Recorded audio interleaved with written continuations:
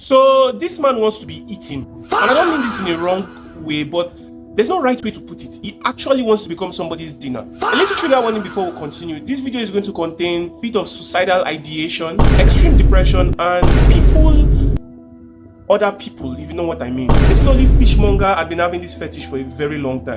Now, while you might think this is the major problem, it is not even the beginning of it. The problem is, 1, what arouses such a nefariously twisted desire in a person? 2, who would want to eat another person? And 3, why did they want it filmed? Ladies and gentlemen, this is the story of 36-year-old Nguyễn Xuân Đạt. I'm not too sure of the pronunciation, so I'm just going to call him Dat, and the Vietnamese butcher. Before we continue, have you ever observed ants? Maybe when you were little.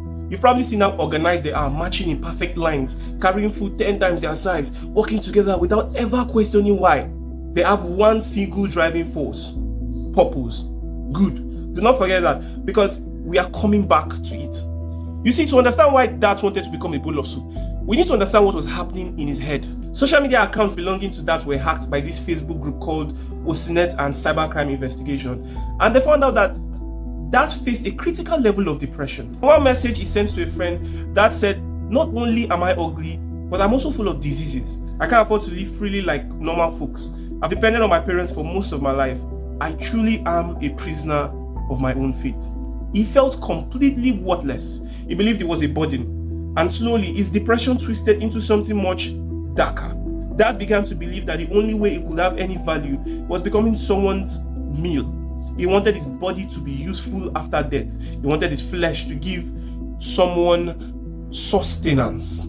Ladies and gentlemen, this single obsession will consume the last years of this man's life. And this answers our first question: purpose. What is our purpose?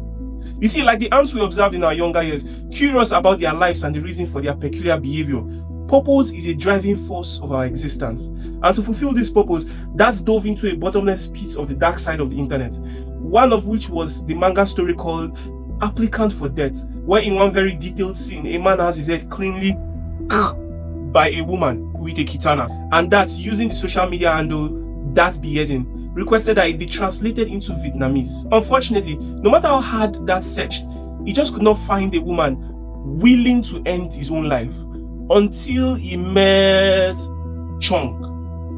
If you want the full video, it's up in my channel.